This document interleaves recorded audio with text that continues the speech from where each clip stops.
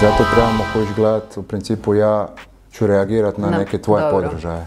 Kojiš jer mora tak biti, jer je ono, sa njom je baš, znaš, ono bilo u smislu da sam se ubacivao i tako, ali tebi ne bi volio se ubacivati. A kako? Šta ću onda ja pričati da ti šutiš? Ma ne ubacivati, nego ću ja nešto kojiš, čisto da vidimo kako to izgleda. Da, jel nećemo, kako se to kaže, imitirati vas. Da, i da nije ono prekaotično, ono je neka znalo bi stvarno ono baš kaotično u smislu da je Sanja poslije bila ono zajapurena malo.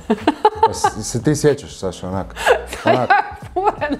Kao šta se može dogoditi u sat vremena?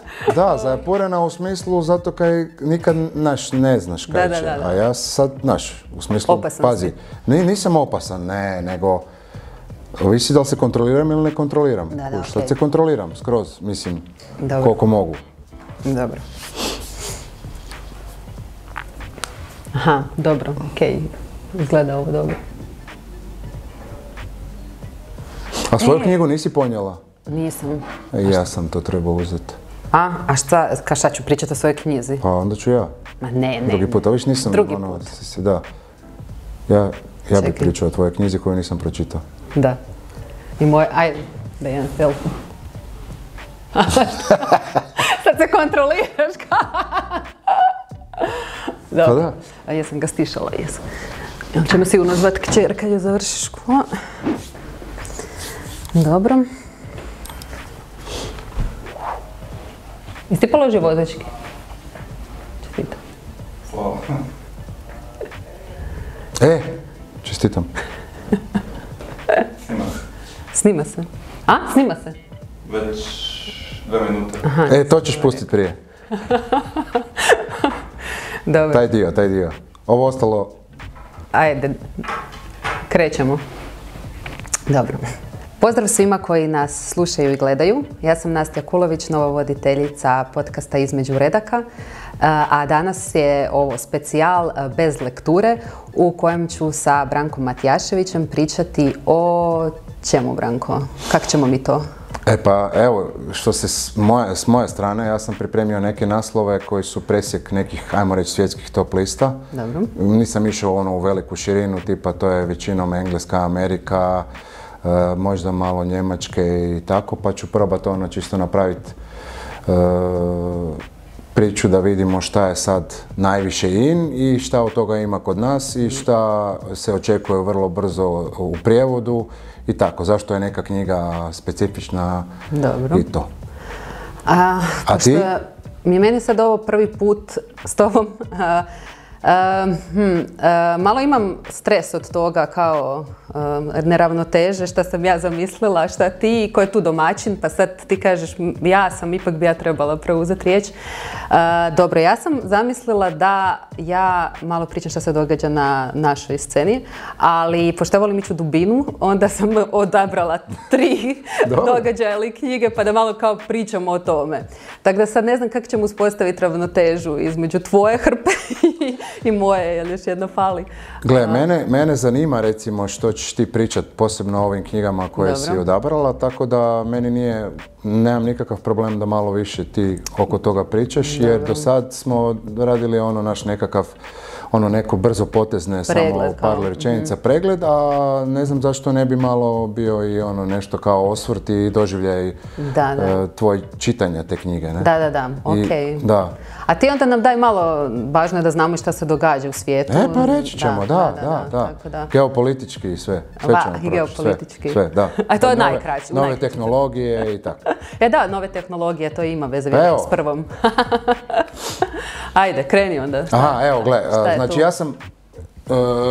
ja volim doći u knjižaru i onda onako pregledati šta sve ima nešto i onda povezati to s tim što se vani događa, što sam primijetio i tako i baš sam sad našao. Mislio sam čak da možda neće biti ove knjige, to je biografija Elona Muska od Waltera Isaacsona. Mislio sam da je neće biti, a brzo su ju dobili i ona je odmah skočila na tim top listama jer je on totalno zanimljiv i kontroverzan lik, njega vole i mladi i stari i zapravo je totalna enigma i sa onim Twitterom i sa svim što radi, znači od ne znam, leta u svemir do preuzimanja Twittera koji je bio isto potpuno kaotičan, a ono što mislim da je dobro ljudima, što nije to vrlo vjerojatno bilo kakva biografija, nego ju je napisao čovjek koji se smatra trenutačno jednim od najboljih biografa živućih ili nedavno preminulih ljudi. Tako da on kad to radi, onda to većinom ispada bestseller. Ljudi ga možda znaju po tome što je napisao biografiju ovog Steva Jobsa, koja je isto bila ogroman hit. Znači vrlo slična se događala stvar i pogađa baš prave ljude o kojima se istovremeno dosta zna, a isto tako jako puno ne zna. A može mu se, ajmo reći, ima taj neki kredibilitet gdje mu se može vjerovat da nećeš čitati samo ono što si pročitao u medijima, tabloidima i tako dalje. A on je zapravo, osim što ga, ovo što si rekao, vole i stari i mladi, ljudi ga vole i mrzit. Apsolutno, totalno je kontroverzno. Znači, s jedne strane, misliš si da je malo ono, ne znam, kad objavi neke stvari kao jer ovo je malo blesav, a opet vidiš da iza njega postoji svašta. Meni osobno je enigma, nisam ulazio u priču i bilo bi mi zanimljivo pročitati baš cijelu priču, jer ovo što se vrti po medijima je prilično kaotično i ne znaš da li on to želi da tak izgleda ili ne želi, tako da u svakom slučaju vrlo kontroverzan lik i mislim jedan od sigurno top 3 najzanimljivija čovjeka trenutačno na planetu. Da, sigurno, baš zanimljivo. Da, ali sad kad ga držiš tako s tom fotkom, sad mi odmah pada pogled na Stankovića i sad kao zapravo smo po naslovnicama odabrali. Crna pozadina i lice. Da, ovo je neki pandan njegov u Hrvatskoj u smislu isto. Da, kontroverzne osobe i to. Evo ga, to bi bilo recimo to i ono što sam htio reći, jako sam zadovoljan što ima knjige u knjižarama već. Treba se neko vrijeme čekati na prijevod, jer pretpostavljam da je ovo jedan od naslova za koji ne možeš baš samo tako dobiti rukopis, čak i ako kupiš prava. Ja sad govorim iz pozicije izdavača. To znači, teško je za ovakvu knjigu izdat istovremeno i kod nas. Znači, ako je neko, vrlo vjerojatno je neko kupio pravo za ovu knjigu i doći će prijevod, ali nemojte zamjeriti izdavačima ako malo zakasne, zbog toga što najčešće kod ovako velikih stvari postoji onaj confidentiality priča, znači ne daje se rukopis da ne bi iscurio u medije, da se knjiga ne bi rasturila odmah na 500 komadića i da više ne zna se ko pije, ko plaća. Ja sam bila čitala onu biografiju njegove mame. Bilo isto i kod nas hit. I baš je bila hit, mislim to sad u nekoj kvaliteti, to bi se dalo razgovarati, ali kao činjenice i cijela ta priča je zanimljiva i meni je uvijek zanimljivo gledati šta je prethodilo onom sadu, odnosno da sam gledala kao šta je njegova. I koje je sjeme kad posijano, jer mi gledamo, mislim da su zato ti neki veliki ljudi koji su napravili puno zanimljivih, zato što mi se nekako čitajući biografije želimo uvjeriti da je on stvarno samo čovjek i da se to nije dogodilo, da nije palo s Marsa, znaš, u smislu samo sam dobio u nasljeđe nešto i samo sam slijedio, nego da li tu bilo neke borbe i nekakve ljudskosti i to nam pokazuje da su oni isto ljudi koji mi, koji su morali proći neke stvari koje su i teške i sve, da bi došli do ovog. Tako da biografije znaju biti vrlo inspirativne, a mislim da ovaj čovjek ih dobro piše, ne? I baš me zanima, sigurno će biti film ili nešto. Mora biti film. A mene takve baš zanimaju kad su istinite priče, zato što kad gledaš film i kad urodiš tak na ekranu, pomisliš imaš to u glavi, ali ovo je stvarno. Meni baš to bude uzbudljivo i inspirativno. Ima neku snagu i film kad je po istinite priče. Sad si vidjela za ovaj Oppenheimer koliko je zapravo napravio show, a kad malo pogledamo, znaš, ja sam uvijek razmišljao, dok sam gledao oko tog filma, kom je Oppenheimer kao takav sad, jer neko prati tog čovjeka. Ne, ali ga je uzeo dobar režiser i pokazuje jednu priču, naravno povezana je s onim što se sad događa, to je prijetnja nekakvim nuklearnim opasnostima i tako dalje, tako da je na neki način i knjiga trenutka, ali Oppenheimer, znaš I onda kad pogledaš koliko je to bilo drame, nije on sam došao i napravio nešto, ne? Izvrsno je, tipa, izvolite, evo, ne znam. Evo, to je to s moje strane, ja bi sad volio čuti malo... Ajmo da Depri Stanković uparit sa maskom. Ja sam odabrala Stankovića i njegovu knjigu Depra, iako on već napisao, znaš koliko je napisao već knjiga? Ne znam koliko, ali znam da je napisao jer sam svojevremeno radio u Profilu kad je izašla jedna njegova knjiga, tako da znam da nije novi autor. Da, to mi je baš bilo zanimljivo kad sam skužila da je onak član Hrvatskog društva pisaca i da on piše i poeziju. To je meni novost, na primjer, da piše poeziju. To sam vidio listajući ovu knjigu i još malo sam pričao. I poeziju ima dvije, ovo je dobrevnuta zbirka. Je baš zbirka samo poezije, ovo su i kratke priče, tako da mi je to baš zanimljivo, kao vidiš Stankovića koja krešeta ljude u Nedjeljom u 2 i onda ima kao tu drugu stranu. To je isto ovo, šta zapravo pokažeš i kako nije sve onako kako izgleda. I to mi je super zbog ove knjige, bila sam na promociji u Laubi, koja Lauba je bila prepuna, ne znam koliko tamo stane, 400-500 ljudi, donosile su se i stolice dodatne i što nije neobično zato što je on javna osoba, naravno, a i s druge strane zato što je tema jako zanimljiva. Sad dolazi taj neki Stanković i priča o tome kako nekad nije mogao odraditi emisije zbog napada anksioznosti koja je povezana uz depresiju njegovu i to mi je baš je bilo super, bio super taj trenutak neke čovječnosti i kad gledam ovu fotografiju, recimo baš sad kako su slične, baš na Stankoviću, mislim da je baš ovo dobra fotografija. Je, dobra je zato što je nije kao moćna, znači pokazuje određenu skrušenost, što mi je super. Ja se sjećam možda i on inače ima taj neki,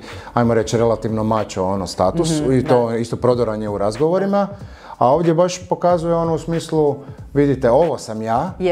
I kao pokazuje mi se na ovoj fotki obje te strane. Znači i ona gdje mogu održati stav i neka gdje zapravo se događaju stvari koje ja ne mogu kontrolirati. Da, za one koji nas samo slušaju, komentiramo naslovnicu Stankovićeve knjige Depra na kojoj je njegova fotografija i baš mi se sviđa što je nekako on je komentirao na promociji kako mu se jako sviđa fotografija i to je kao da je nekako da su mu pale obrane, tako mi to izgleda. Pa da, tipa ne pišem knjigu o svojoj depresiji stavljajući na sebe onu sliku koju inače imate u medijima o meni. I to je važno. I to je važno, ali treba opet napraviti ono što je meni bitno, a to je, ovdje se recimo, znaš, ljudi koji imaju depresiju ili bilo kakve te, budući da tu stigma uvijek postoji, jer se jednostavno ne razumijemo, tipa sit gladnog ne razumije i tako, znači to će po meni uvijek nešto postojati, onda postoji određeni sram, ne? Da, to je ključno. I onda oko predstavljanja toga, tako da ovdje kužiš u smislu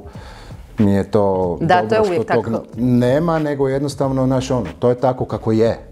To je vezano uz bolest, da, to baš sam htjela s tobom prokomentirati, ali ono što mi je isto tu važno što kao je i ne samo bolest koja je mentalna i koja se često, a na neki način bagatelizira u smislu šta ti je, jel drugačije kad imaš neku fizičku bolest i sad ti kažeš ne znam. Tipa daj si nađi posla. Da, odi šetati. Ne dramatiziraj cijelo, sad tebi je sve loše, pa pogledaj kako je ljep si. I onda je to baš, a puno ljudi je pogođeno sa depresijom i mislim da je baš važno da netko kao što je on, javna osoba, priča o tome.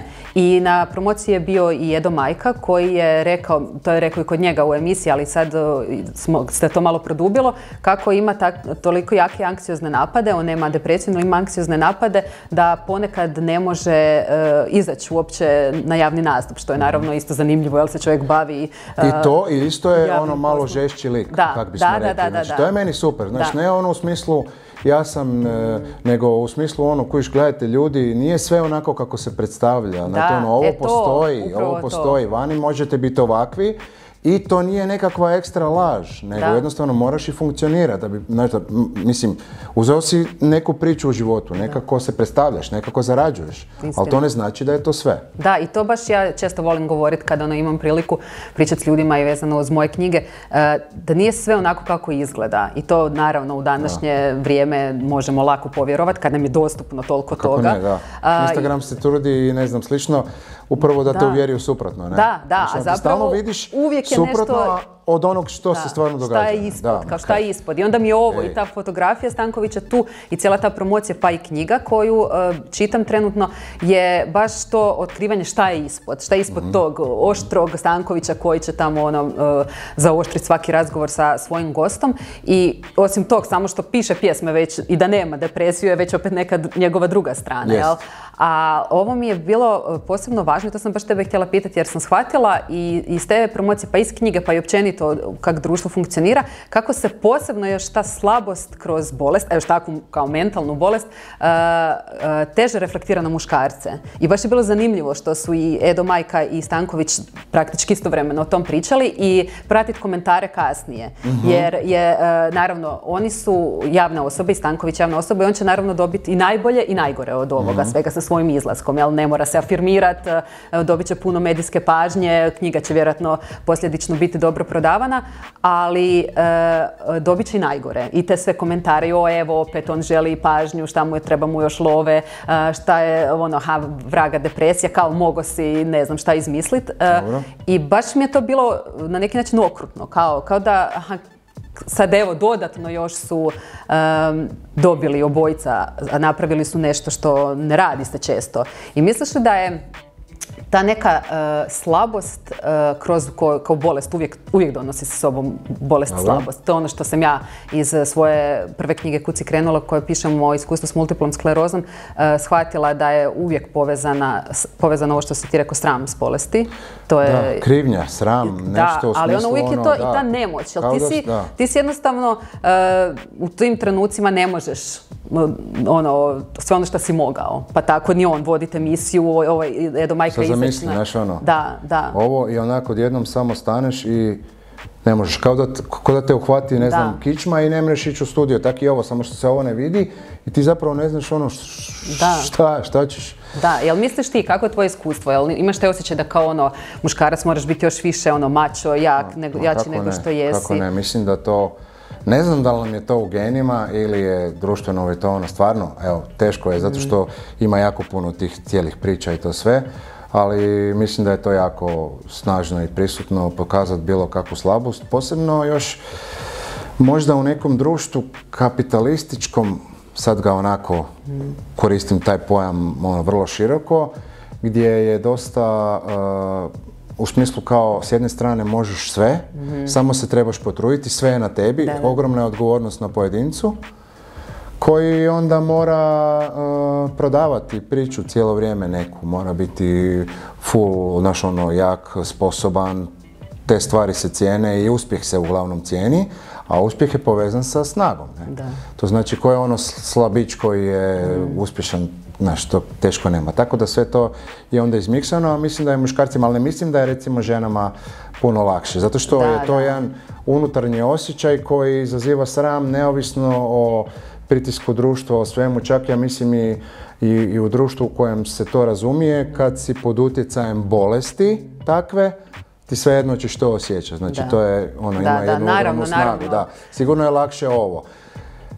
Ali jednu stvar bi ja zamjerio Edi Majci i Stankoviću. Ajde. A to je, izašli ste sa svojom pričom tek nakon što ste ostvarili status. Pazi, to je moja. Znači, ja sam Branko Matijašević. Dobro. To je moja priča. Znači, ja bih volio da faca prije nego što si postao faca. Ok, dobro. Samo razmišljam sad kao kronološki, on je 10 godina sad boluje od depresije pa mu se poklopilo da nije mogao. Ali mislim da je taj sram jako važan. Ja znam kad idem u male gradove, pogotovo sa knjigom i kad predstavljam, što je manja sredina, to je ta neka, ne znam, stigma veća.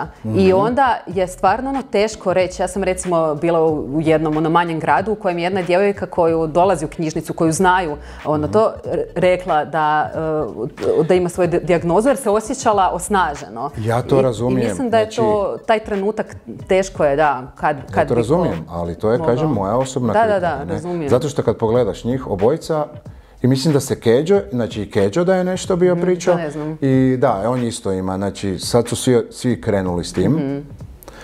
I još onaj, kak se zove, onaj neki trap lik ili rap, neki, isto pjevač, mislim da je iz Splita, da, isto je on. Znači to se dogodilo unutar nekoliko mjeseci, ali recimo sad spomenula si Stankovića i Edu Majku.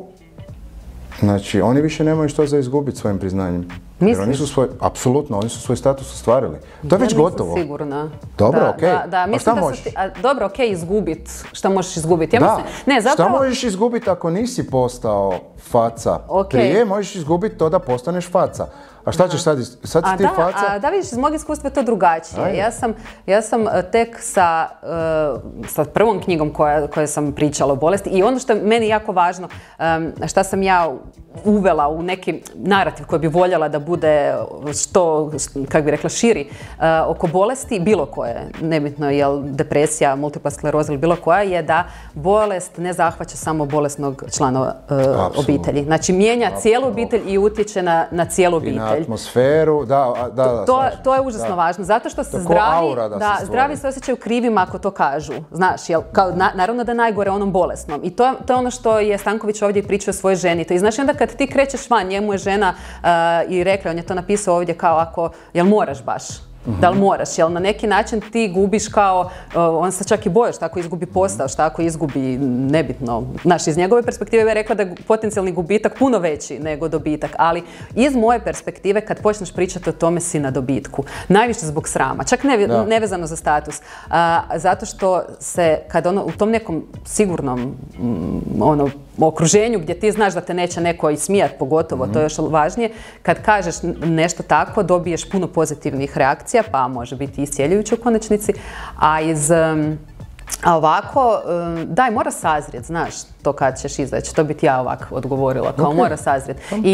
I važno je isto da već proradiš, on je sigurno proradio sa svojom psihijatricom i to kao kak će biti, a Edo Majka je to čak rekao i kad je bio kod njega u emisiji, tako da mislim da je to već 5 godina neka informacija. Dobro, onda... to. Jer ja sam sad zadnje vidio to u medijima. Da, to je vjerojatno bilo povezano na to što su pričali ponovo na promociji knjige. A htjela sam još samo reći, pa možemo preći dalje na knjige, da je knjiga koncipirana tak da ima s ove strane pjesmu, znači na svake strane, jednu s druge strane. Vidiš, otvorila sam vrat. Tvoja tema, pratite. Čekaj, neku ću novo. Ovo je hrvatska knjiga. Jel može ovo? Ne, ovo je univerzalna tema, ali rat je hrvatska, Dobro, da, Stanković je bio u ratu i to je isto dio toga, dio te priče. Zašto smo se smijali, da čitatelji ne misle da nešto tu ismijavamo, nego smo mi se našli na kavi da se upoznamo i onda smo pričali o tome da je u svakoj knjizi se spominje Hrvatskoj rat, kad kažemo u svakoj. Pa ćeš ti mene tijekom vremena razuvjeriti. Ja ću te razuvjeriti, da, okej. A evo, uglavnom, za čije babe zdravlje, možemo to? Ta pjesma ima dobar za čije babe zdravlje i s jedne strane je pjesma, s druge strane kratka crtica iz neke te epizode koja ide već godinama unazad. I tako da, meni je važno da se priča o bolesti širi, da se bolesti destigmatiziraju, da je to uvučena, to da kažem, i žena i da to ovo što sam ti rekla da obitelj je uvijek dio toga, znači da utječe i da posebno je važno da muškarci pričaju o osjećajima, stanjima, baš zato da ne moraju biti mačo. Slažem se da jednako s ženama, nisam mislila time reći da ženama lakše, ali da ima ta neka dodatna stigma na stigmu oko tog moraš biti mačo i da je za mlade muškarce važno to čut, da vide nekog tamo, Edu Majku, Stankovića, gle, ako može on... Da, sigurno ima u tome da neko ko ti je, ajmo reći, uspješan ili neki ko bi mogao biti neka vrsta role modela, da on kaže neku svoju priču. Da, to je važno, recimo. Je, to je važno. Evo, tako da, mislim, šta misliš, šta predviđaš Stankovićevoj knjizi? Pa predviđam da će biti uspješna, bacio sam oko na top listu Hoću knjige i već se penje.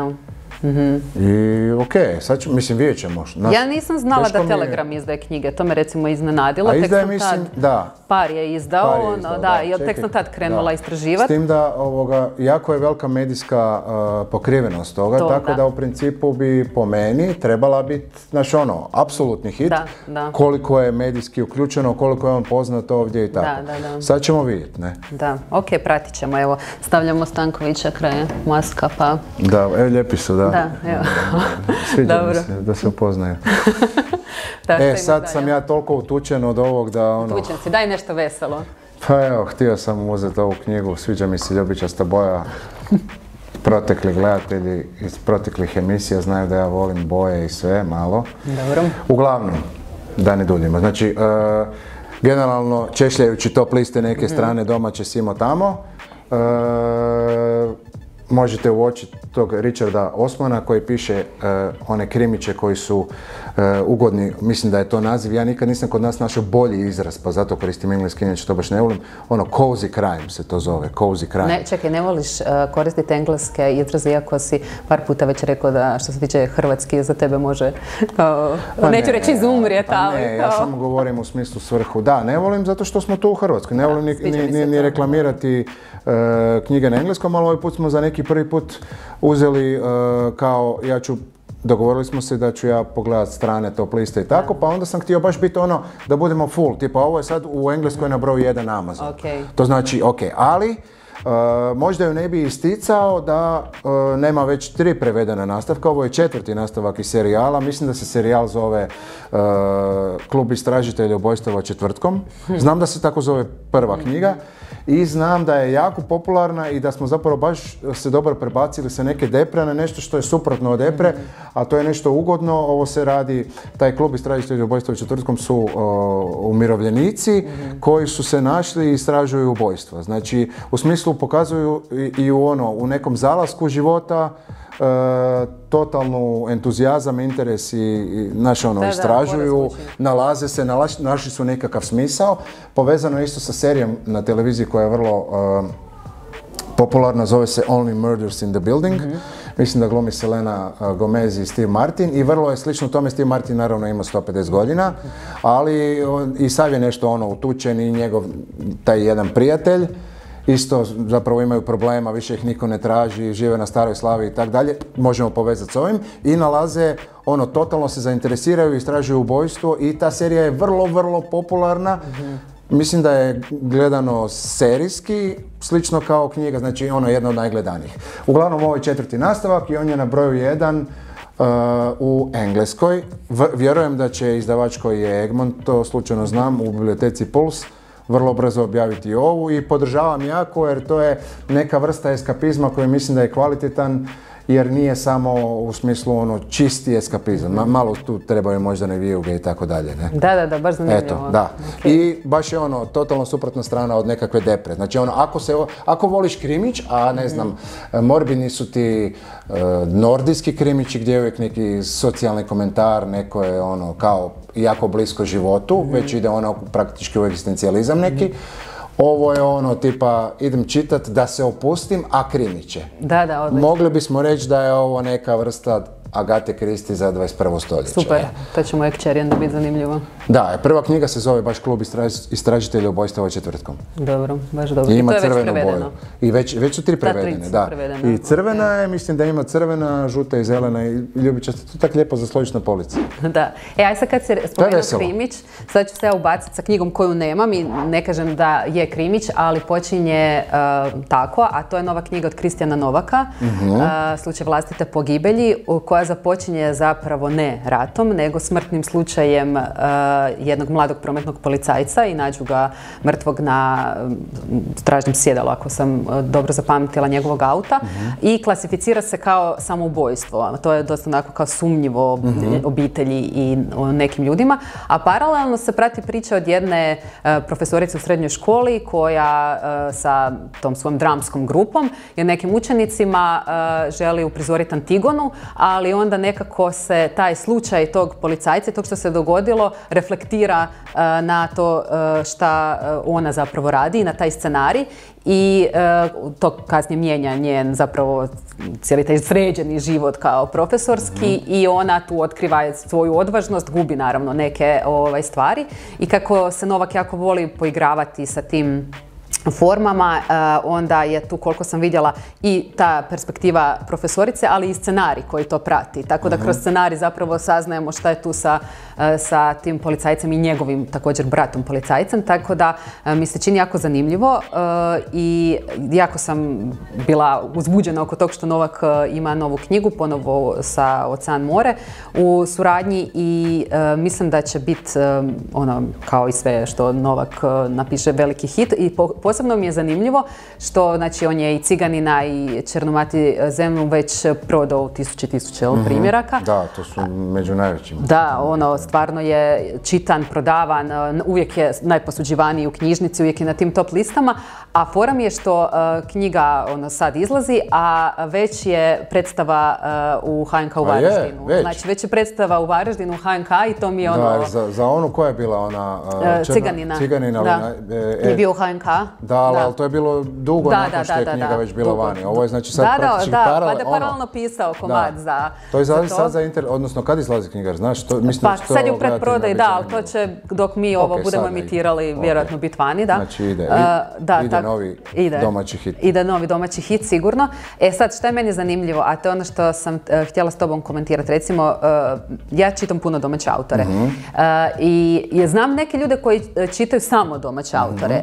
Dobro, meni su knjige uvijek bile prozor u svijet, pa mi je važno znati šta se događa negdje drugdje. Ono, ne mogu zamisliti svoj život i bez američke, južnoameričke književnosti i tako, Murakamija i ostalog, da vidim kako mi se kao širi taj svijet. A kod Novaka mi je posebno zanimljivo što kao sam uzela čitati Ciganina dok, ne znam, ono nije bio sad baš tako veliki hit i knjiga mi je bila izvrsna zbog tih raznih perspektiva, što sam dobila perspektivu imigranta i kao, on je znači toliko prekrasno napisao nešto stravično i meni je to uvijek pokazatelj da je neko dobar pisac. To je meni, to je moj kao kriterij.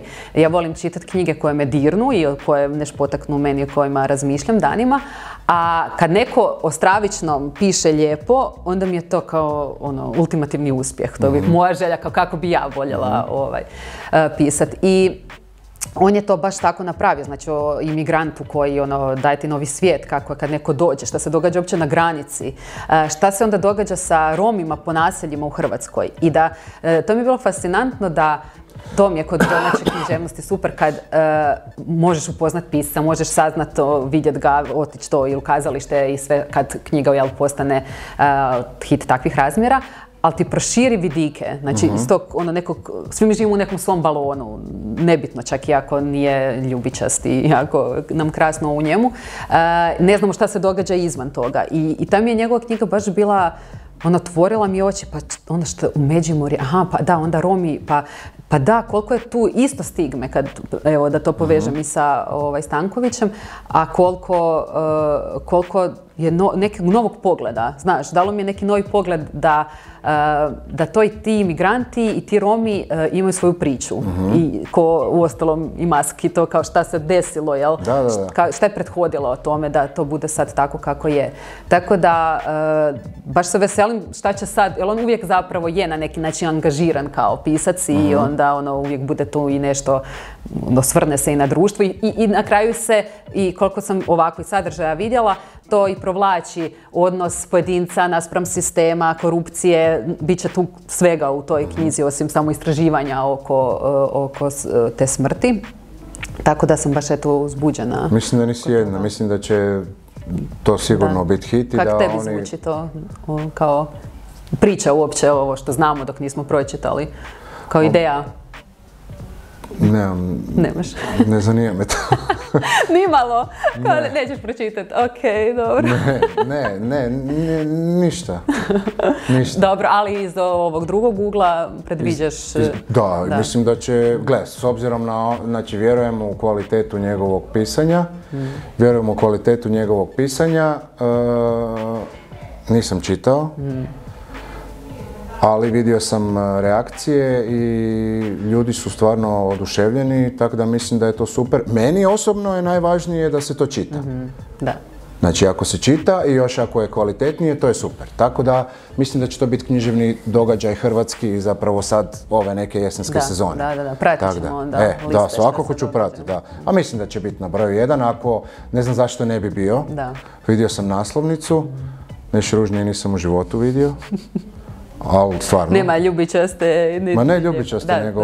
Nije privlačena, to se slažem. Nego tam je napisano ko, mislim, a dobro, gle. Da. Nisam umjetnički tip, ali recimo da me nešto zasmeta kad je estetika nije ta. Ali to je vjerojatno nešto, viši, tu moje razumijevanje nekih stvari totalno izlazi iz granica, jer si mislim zašto takvu knjigu nekog autora staviti kao da je napisao to čak nije ni dijete, nego kod da se neko nije potrudio. A možda je povezano i s radnjom. Tako da ne mogu znati. Možda je to kao u smislu tipa postoji jedan lik koji se nije trudio i mi smo to stavili na naslovnicu. Izvijestit ću te kad pročitam Novaka. Dobro.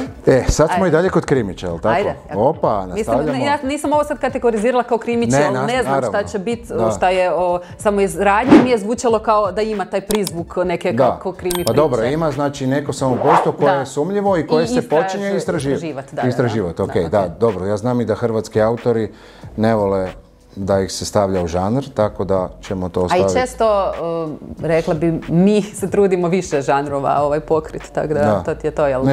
Čitanje je, teško je nišu ovdje zadovoljiti. Kako ne? Znači evo, ja sam sad isto što je u Engleskoj veliki hit, a mislim da je i svuda okolo, samo ne znam da li baš postiže razine tipa prvo, drugo, treće mjesto.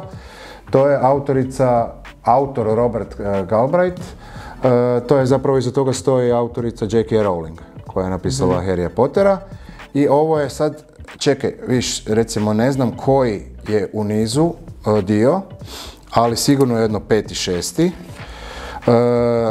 Ona je ovdje uzela pseudonim kako bi pisala na totalno drugačiji način. Odnosno da nema nikakve veze sa Harryjem Potterom. Baš sam htjela piše, znači stoji iza toga. Uzela je piše pod pseudonimom. Da, znači Robert Galbraith, to je autor, to je J.K. Rowling. I čak mislim da kad je bila prva knjiga, ako se sad dobro sjećam toga, nije se dugo znalo da je to ona. Ako se dobro sjećam. Ili sam si ja to zamislio. Dobro. Znaš, kao u onom filmu Strah i prezir u Las Vegasu. Šta je zapravo istina. Da. Ali ono što je super je što je ovo Puška je Pretty in Pink. To mi je super bila pjesma, 80-ih, vrhunska. Ovo je prilično mračno. Kad kažem mračno, ima taj neki... Ono što je meni super kod ovog serijala koji nisam čitao. Dobro. Je to što je detektiv, mislim da on šepa, ima onak je sav jadan. I zapravo je totalno neki primjer nekog noir detektiva koji otvara detektivsku agenciju, nepoznat je, znači dosta je onak jadan, neuspješan, ne neuspješan u smislu slučajeva, nego život mu nije baš nešto, uopće, i onda je našao tu tajnicu koja je zapravo postala ala Sherlock Holmes i Dr. Watson i oni na taj način srađuju. Ona je totalna suprotnost, ona je onako i neka vesela i puno života i sve, tako da je to super napravljeno. Ali dosta je generalno ta atmosfera je vrlo ozbiljna i vrlo mračna, znači nešto potpuno suprotno od Harrya Pottera. Ali šta magično u tim knjigama? Ne, nije magično, nisam čitao, ali nije magično. I znam da je kvalitetno napravljeno, da sam gledao seriju. I serija, ako je dio kvalitete postoji u knjigama, onda je sigurno i ovo dobro napisano, a vjerujem da postoji jer koliko sam čitao nisu puno mijenjali scenarij ili tako neku drugu priču. Ali ovo znači suprotno od ovog good feel krimića, ovo je mračni. Ok, ja kad kažem mračno, onda ne mislim čak mračno u smislu Skandinavaca, nego mračno u smislu te neke moderne noir atmosfere. Sad, da li je moja procjena da je to noir? Dobra, to nisam 100% siguran, ali meni daje taj neki feeling melankolije i neke izdvojenosti od svijeta. Znači, ne kao socijalni komentar kao u mračnim stvarima Nordijaca, nego melankolije u smislu ko da je neki drugi svemir u pitanju. A ti zapravo puno čitaš oko knjiga, jel? Za sve ko se rekao, ovu nisam čitao. Pa dosadno mi je čitati knjige. Da, ali znaš sve o knjigama. I čitaš. Pa ko će čitati ovih 500 stranica, zato bi tipa, neko je umro i onda je neko istražio slučaj. Uglavnom ne. Ali, ja bi sad nastavio i bit ću vrlo brz. Ajde. Ovo sam se htio pohvaliti da sam pročitao. Dobro. I to na hrvatskom. Dobro. Prijevod. Zašto si pročitao? To je najviše što sam ja mogao pročitati na hrvatskom i da pročitam prijevod na hrvatskom. Dobro. U jednom trenutku, to je Danielle Trussoni, ona piše one neke, ajmo reći, knjige malo izvan žanra, imaju fantastike. Generalno napisala angelologiju koja je svojevremeno bila veliki hit. Čak i kod nas je bila hit.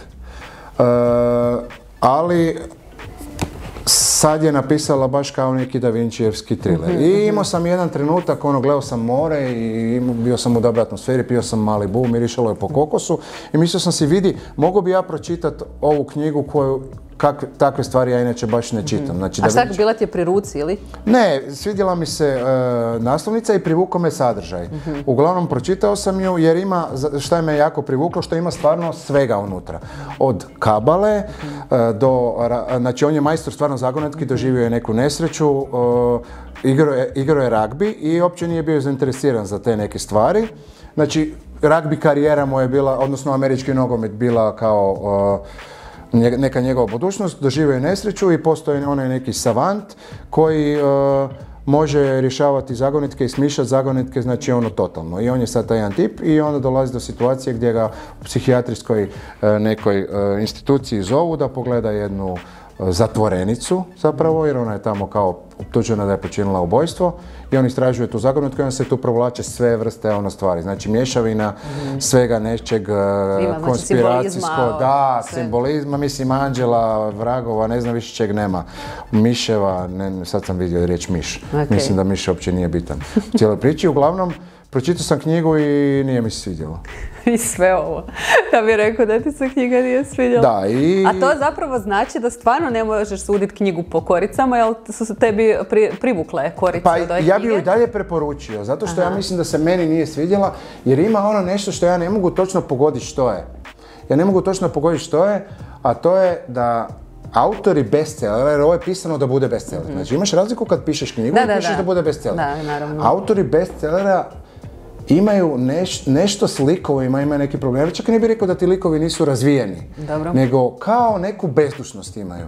I to me recimo zasmetalo u ovoj priči, ali to je moj dojam. Da. Ja bih svakako preporučio, jer voliš Da Vincijevske trilere, nešto zanimljivo, nešto novo, nešto moderno. To je moderno u smislu, jer pazi, nije lako napisati ponovno nešto tako, a ljude zanima ta neka priča. Uglavnom, to je to. Dobro, ok, iako ti se svidjela naslovnica, ali sam ju pročitao, to sam se htio sam se malo pohvaliti. Bravo, da. I preporučio znači, ipak možeš nositi majicu, čitam knjige. Ali recimo misao na kraju je bilo, evo zašto ne čitam bestsellere i ne znam kakve stvari. A dobro, treba i mudro birati. Ali to je razočaranje prema samom sebi, u smislu... Zašto si imao prevelike očekivanja na temelju korica? Ja želim da mi se svide, ja želim da mi se svide stvari. Ja sam ljubomoran na ljude kojima se sviđaju stvari koje se mene sviđaju. Stvarno sam ljubomoran. Da, okej. Kužiš, ljubomoran sam, jer što ti se više stvari sviđa, to si sretniji. Da, naravno. Prema tome, ja bih htio da mi se sve sviđa. Ja čekam Novakovu novu knjigu, unatoč koricama i učinit će me sretnim. Da, kužiš, sad kad sam ja tebi rekao da neću pročitati, me ne zanima, ja nisam sretan zbog toga. Znaš, ja sam to izgovorio kao ne.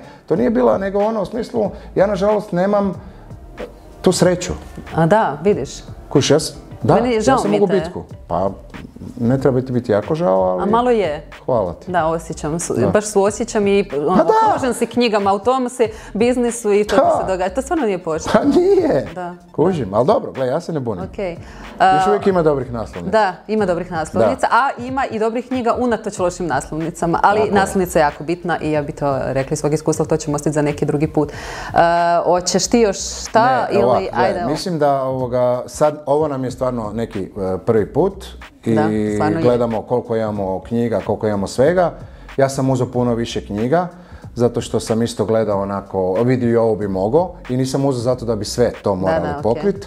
Tako da ne bi nešto puno više. Puno smo tema otvorili. Jesu, tu ljudi mogu vidjeti, tu je još Jay Shetty, 8 pravila ljubavi, koje je isto vani popularne. Atomske navike već su u Hrvatskoj jasno da je ogroman hit, a i vani je tako. Isto i u Njemačkoj, u Engleskoj i u Americi tralala. Ovo tu, Fourth Wing, dosta to sam vidjela da je neki... Vidiš, vidjela si, znači to je nešto oko toga, tako, ali ne znam ništa o tome. Nešto oko toga. Ta knjiga je po meni sljedeći... Knjiga se zove Fourth Wing, autorica je Rebecca Yarros. To je fantasy koji je svrstan u young adult fantasy, odnosno fantasy za neke tineđere. Kažu da je mješavina Harrya Pottera, igara gladi i još neće. I Game of Thrones. Znači, pa Sanja mora čitati. Sanja je pročitala i rekla da je super. Mislim da je pročitala u jedan dan. Aha, da, u jedan dan.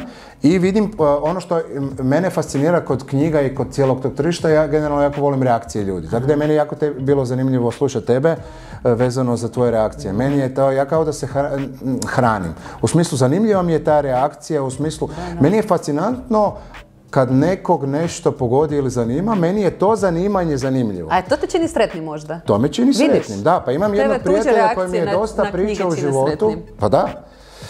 Sad mi je malo manje žao tebe. Ne, pa ne mora ti biti, meni je ovo zanimljivo. Ja jedva čekam da mi ti pričaš o stvarima koje si pročitala. Ako su ti dobre. Da. Imam jednog prijatelja koji mi je pričao godinama o Drugom svjetskom ratu, mene to apsolutno ne zanima, ja sam njega slušao onak, nisam mogao vjerovati. I on je stvarno mislio, onda kad bi završio priču je rekao, hoćeš kao da ti nešto dam, to je što rekao, ne pada mi na pamet. Mene zanima kako je to tebi bilo, ali tema kao takva mene zanima. Ali to je zapravo ovo sad što smo bili dotaknuli za Oppenheimera. Mene ta tema nikad ne bi zanimala da ju Nolan nije na taj način obradio. Nolan je tu napravio to u smislu. Da i priču stavio Nolan u mi je zanimljiv. Da. Ovo je Nolanu zanimljivo, da vidim šta je njemu tu bilo zanimljivo. Ja mislim da jako puno to ljudi gleda, kako ne, pa zamisli da je ta dilema moralna je režiser pisao koji nije Nolan, koji niko ne zna. Ali on je tu ponudio to, tako da razumijem to, neku svoju fascinaciju.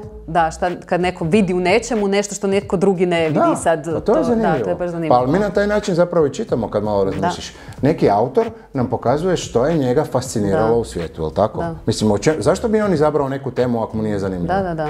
On je rekao, ovo je meni fascinantno. A i ono što je činjenica, što sam se ja uvjerila sa svojim iskustvom iz knjigama, je da se priča uvijek događa u čitatelju. I šta će se dogoditi, šta je važno čitatelju, to uopće nije ista stranica, znači kod mojih čitatelja bilo šta ih je pogodilo. Zato meni recimo teško preporučivati knjige iz tog razloga što si ti rekla, jer mislim, pričali smo ponovno na onoj kavi prije koju ću sad spominjati do kraja života, ali dobro, zato što je bilo toliko stvari da ćemo tamo vući teme. Tamo smo izbrainstormali sve. Da u određenom raspoloženju čitaš nešto, u nekom drugom imaš sasvim drugi dojam, čitaš drugi put, čitaš neku drugu knjigu, čitao si kao tinejdžer, čitaš kao, ne znam, 40-godišnjak, opet neka druga knjiga, znači i u samom sebi imaš dojmova kamala i recimo još neki drugi. No dobro, ja bi još da ti kažeš... Da, ja nikako nisam pročitala knjigu od Marka Babića, Putovanje zvano igra. Da, pričam o knjizi koju nisam pročitala i šta mi je, a mislim, nisam ni Kristijana Novaka, nisam imala tu, kak bi rekla, da čitam rukopis privilegiju, ako znam možda.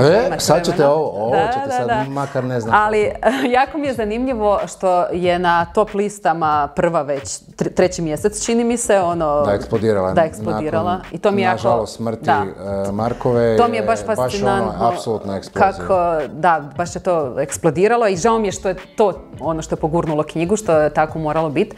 Mislim, prosto te prekidam, bila je hit i prije. Da, bila je.